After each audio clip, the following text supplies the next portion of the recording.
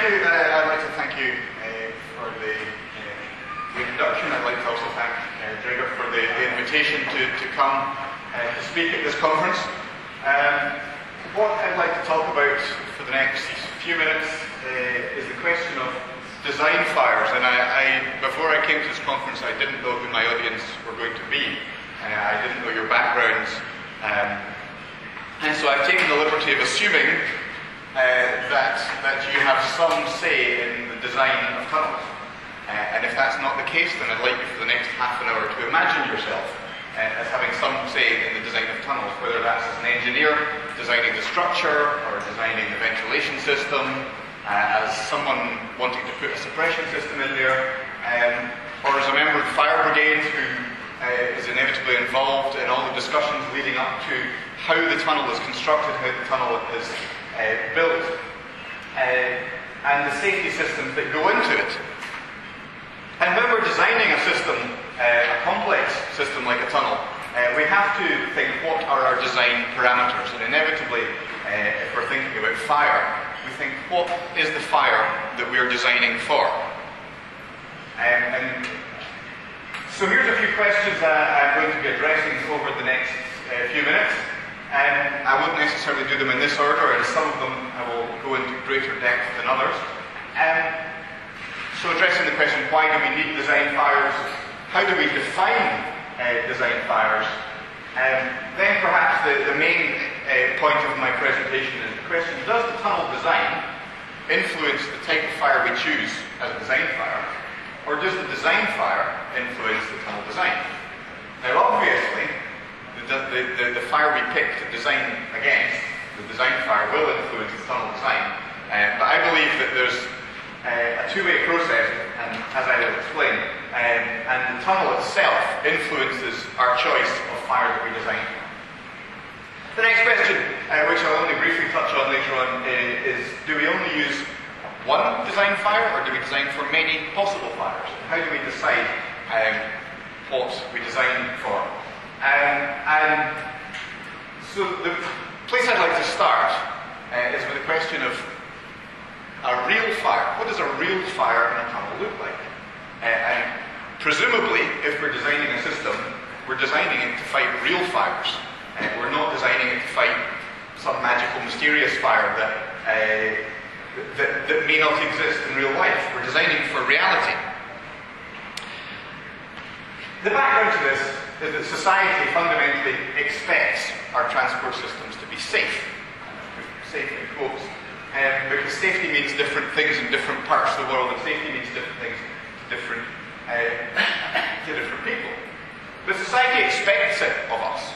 And as designers, we have to live up to society's expectations, hopefully exceed society's expectations. Also, governments require our transportation systems to be safe.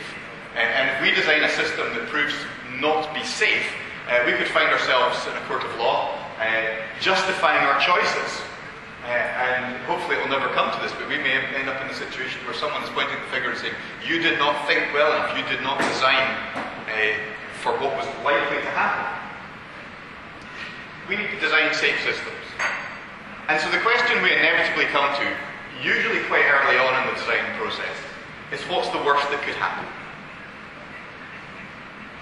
Because we think, if we can design for the worst case scenario, and we can demonstrate that the public would be safe, even if that worst case scenario happened, then our system is safe, right? So we design for the worst case. How do we define the worst case? The worst case might be a 1 in a million year chance. The worst case might literally never happen. Should we design for that worst case, or should we design for what's likely to happen? Should we design for a realistic case? So the question that I come to is, what do real fires in tunnels look like? And I prepared this talk with a bias towards railway tunnels and trains.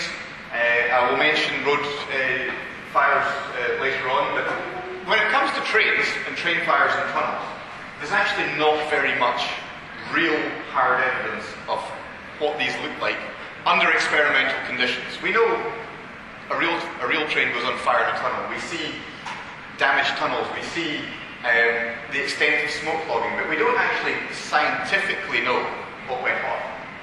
But in these three projects, over the last 21 years or so, there have been some real railway carriages set on fire in real tunnels under experimental conditions. So I'm going to show you some graphs from some of these. These are heat release rate graphs. I thank the previous speaker, Roland, for showing a heat release rate graph already, so I don't have to explain to you what you're looking at here, other than to say, basically, horizontal is time, vertical axis is the severity of the fire. A higher number, a more severe fire. These are the heat release rate results from 3 train fires that were carried out as part of the Eureka project in Norway in 1992. I'm in Germany, so I don't have to explain the difference between an IC train and an ICE train to you. Hopefully the joint carriage was a strange test that I will talk about more in a moment. But we can see that the two German trains, and they were German trains that were set on fire in this tunnel in Norway. They grow over a period of about 20 minutes or so, reach some level of peak burning that's not a very high number. We've been talking about 30 megawatts and 100 megawatts in the last presentation. Here we're seeing numbers between 8 and 15 megawatts. They burn for an extended period of time. Maybe something changes and we get larger peaks towards the end. But characteristically, these two trains have 20 minutes of growth and then a long plateau extending up to 2 hours in length. The test in the middle is slightly different. I'll come back to that in a few slides' time.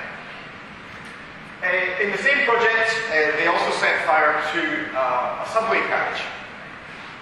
Here we see very different fire behavior. From ignition to peak burning, 4 minutes. Total duration of peak burning, less than 20 minutes. 20 minutes into the fire test, the fire was burning out. So this is completely different from the 120-minute fires we saw in the previous slide. And there are some significant differences between the two tests, and I'll talk about them in a moment. So let's move on to the fire test carried out at Carleton University a couple of years ago. This is in Canada. This was not exactly a tunnel. It's a tunnel-like facility. So one end was blocked, and there were extraction fans sucking the smoke. So this isn't exactly a tunnel, but it's tunnel-like enough that we see the same kind of pattern. Certainly with the subway carriage, we see a very rapid fire growth, so a fairly high heat release rate, short period of burning, and then it begins to burn out. And the train carriage, we see actually slightly between the two forms of behaviours. We see it's a reasonably fast growth, it's a kind of plateau, but then if something happens, it goes up to a much higher peak heat release rate and then burns out relatively rapidly. When we go to the metro projects carried out in Sweden, which our next speaker knows an awful lot more about than I do,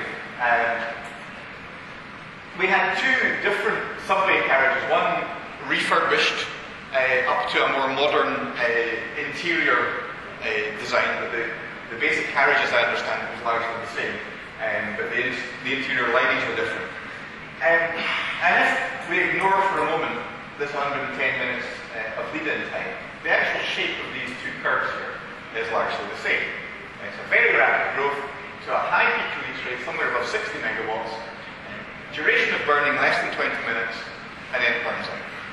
Something strange was going on here, but we'll come back to that in a moment. And so, if we look at these together, what becomes apparent is that there's 2 different regimes of burning. There are the types of fires that grow rapidly to a high peak and then decline very rapidly. But also there's these 2 tests up here that we mustn't forget that were much slower growth and much longer growth. So which one, if you're a designer, which one is a real fire? Do you design for the very sharp, high peak heat release rate, or do you design for the long duration of burning? Can I take hands up? Who thinks we should design for the high heat release rate? Nobody. Got a lot of work to do. Who thinks we should design for the long duration? Only one.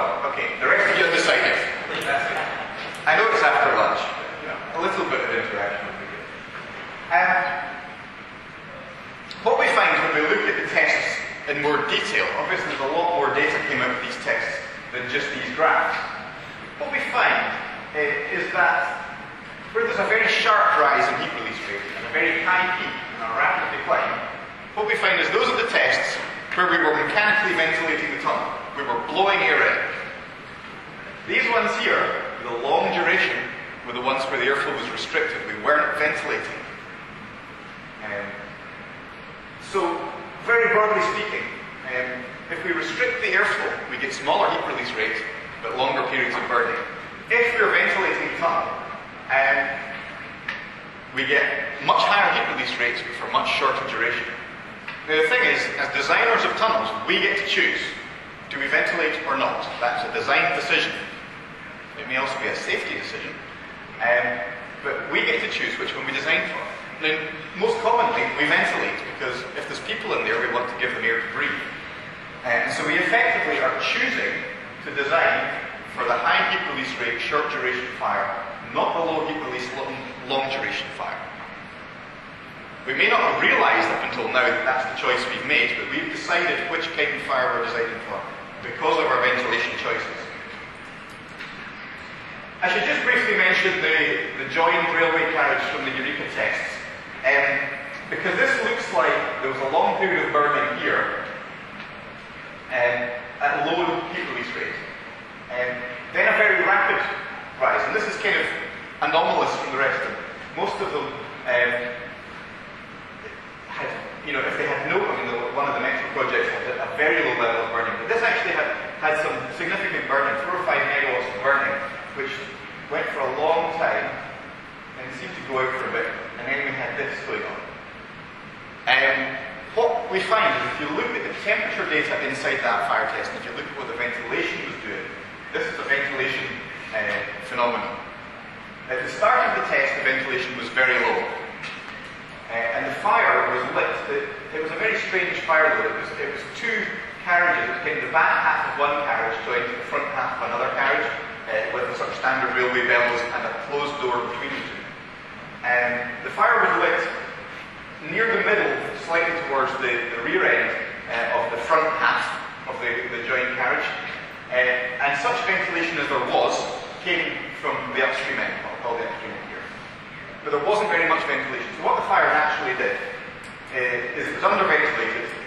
It consumed the fuel in the direction of where the ventilation was coming from. So the fire spread from right to left as you're looking at the graph. Very slowly, over a period of about 20 minutes. Got to the front of the train about 20 minutes in. Having now created a fuel gap, there is no fuel left to consume in the middle of this carriage. It burns here until it more or less dies out. There's probably some hot smouldering going on back here, but at very low level. A very low level of ventilation is maintained. So air is coming in, the fire's gone out. So we get fresh air coming in that doesn't immediately react. After a few minutes, this smouldering here triggers to flaming. There's plenty of ventilation there for a very brief moment. We get this huge spike, which destroyed the door in the middle of the train. We get this huge spike due to the accumulation of fresh air while it was still hot. We've got nearly backdraft conditions here. No, sorry, correct that. No backdraft conditions. That's a different talk. Then we have the ideal conditions for very high heat release rate for very short periods of time. Then suddenly we run out of air and the graph drops off. Why am I spending so much time explaining this? Because I know of at least one railway system in Europe which used this test as the design basis for their ventilation system. They assumed they had 20 minutes of small fire before the fire would get big in their system, which they won't have because they have a ventilated tunnel. So be very careful about using this test data in any design capacity, because I don't think we can actually use it because it was a very unique test. But anyway, that was our digression. I'll move back to my main question. Of course, as I said earlier, we tend to ventilate to maintain trainability to assist passenger egress. So we are choosing, as our design fire, something that grows rapidly to a high peak and then diminishes. So our design fire, for almost all the tunnels we consider should have rapid growth, a high peak release rate, certainly above 30 megawatts, but perhaps only a short duration. And of course, I have to say, that's assuming the fire does not spread to second carriages or multiple vehicles. If the fire spreads, then a 30-minute fire becomes a 60-minute fire, it depends how many vehicles you have. So we have a design fire that looks something like this. And obviously one of the boxes appears wrong, but that basically just says a short peak, rapid growth. We've got this incipient phase that we're not quite sure what to do with, because in some tests it appears to be of a matter of 2 minutes, in some tests it seems to be of a matter of 110 minutes. So we're not quite sure what to do with that. But we've got a peak burning of less than half an hour. Rapid growth, high peak, rapid decay. The same pattern can be observed when we look at road vehicles. If we look at the HGV test that was carried out in Hammerfest back in 1992, again, it's the same pattern. We have a low growth, sharp spike, rapid burning for a short period of time, and then quickly burns out. The same happened in Runehammer. It's less clear there, but the axis here is still only of the order of 30 minutes of burning before we're burning out. In the Benelux tunnel fire test that were done in 2001, this was one involving lots of wooden pallets. Again, you see the same pattern, short period of burning, rapid burn out. The bus fire test that was carried out at the Eureka project, similar pattern. The mixed load test had much reduced airflow, so there we see slower growth, longer duration of burning. So the same pattern applies. So what do we do? Well, peak heat release rate varies with vehicle type and ventilation, and I'll say more about that in a moment. The rapid growth rate, as far as we can tell, is very fast. 2 minutes, 3 minutes, 4 minutes.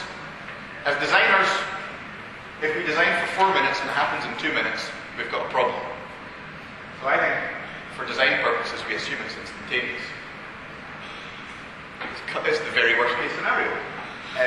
And what systems actually does it matter if we have a 2-minute growth compared to an instantaneous growth? If our ventilation can't cope, our ventilation can't cope. So we need to design for very rapid fire growth. But we need to design perhaps only for a 30-minute fire, not a 2-hour fire as some of the standards would require us to design for. We don't know what's going on in the incipient phase. Therefore, for design purposes, I think we have to say this must be short. We can't assume that we're going to get 110 minutes to play with. We may only have 2 minutes. And so we have to assume it's the 2-minute end until we know more. Of course, I've been talking about design fires in a very general sense, but when we're designing the structure, we have different design parameters than if we're designing the ventilation system. And there are different design parameters from if we're designing a suppression system. I'm not really going to talk about the suppression question too much. But for structural design, all that really matters to us is how long the fire stays at peak heat release rates. The duration of the fire is important. If we can design our system to minimize the fire to only one vehicle, we only have to deal with 30 minutes of structural fire protection, not 2 hours.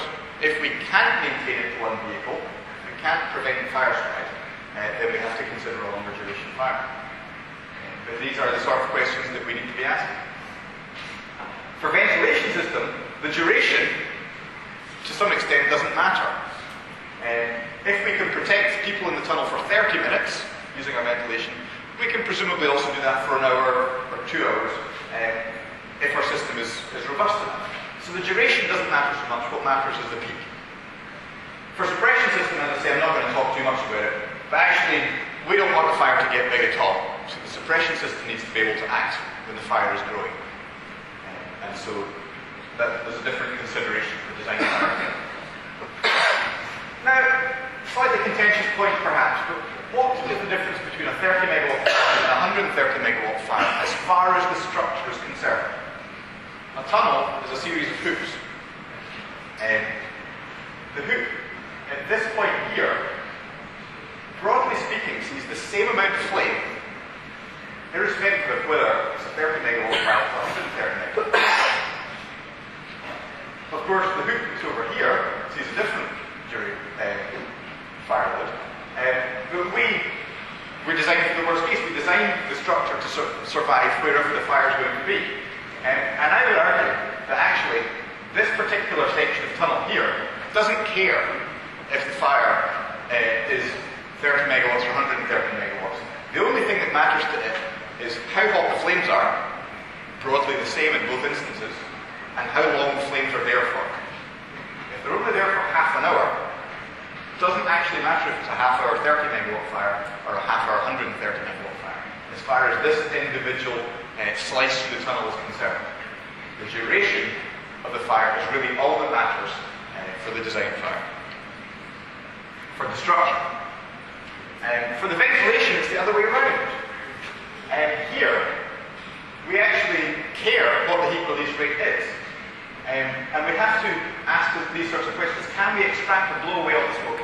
Are the ventilation devices powerful enough to overcome the buoyancy of the smoke in the tunnel and the throttling effect? I'll explain the throttling effect in a moment. But it matters to us how big the fire is. But remember, ventilation may control the peak heat release rate. As designers, we get prescribed the maximum size the fire can grow to by the ventilation we supply. If we supply twice as much ventilation, theoretically the fire can get twice as big. So if we supply half the ventilation, we reduce the theoretical peak by half. Fires need oxygen to burn. If we reduce that, we bring it down. Of course, in bringing it down, we may extend the duration of the fire, as we've seen already, but we may control the peak. Of course, this gives us a problem because of the feedback loop. Hopefully, reality is informing our design fire, and our design fire is informing how we design the ventilation system. But the ventilation system can also influence reality. So we have a feedback loop that we need to be aware of and we need to be careful with. It's not an insurmountable problem, but if we ignore it, it could be a problem. So coming back to the question of the throttling effect of the fire, here is a very simple schematic of a fire in a tunnel. This is based on my experience with a real tunnel, which I won't name for obvious reasons, given what I'm about to say about it. We did, many years ago, or rather my predecessors involved in this tunnel, did an analysis of the ventilation system in the tunnel and demonstrated that for fire sizes that of the order that they were expecting, 50 megawatts, and so in the ventilation system, longitudinal, it was strong enough to blow all the smoke, even though it's an inclined tunnel going under a river. If the fire was on this side, the ventilation system is still strong enough to blow the smoke through so that they can assure safe egress on this side. And that was done with steady-state CFD model. We came to the problem a few years later and did a more detailed study. And we discovered that actually if you look at the growth rate of the fire and the ramping up speeds of the fans, if you let the fire get above 30 megawatts before you switch the ventilation on, you can't overcome the buoyancy. The power of the fans is only strong enough to cope with a 50 megawatt fire if we have 50 megawatts worth of buoyant smoke going this way, providing a pull on the upstream side and the other side of the river. If you get 30 megawatts worth of buoyant pulling that way, the fans are not strong enough to overcome that. The fire resists the airflow, the buoyancy resists the airflow. And so actually ventilation, it matters not only what size the fire is, but how early you get the fans on. Because if you've got buoyancy assisting the ventilation, things are fine. If you've got buoyancy resisting the ventilation, you could have problems. But that was a brief digression. Design for suppression, I gave a presentation on that topic about 5 years ago at the ISDSS conference in Stockholm. If you Google that, I think you can find it. My paper is on the web. The web address is given there.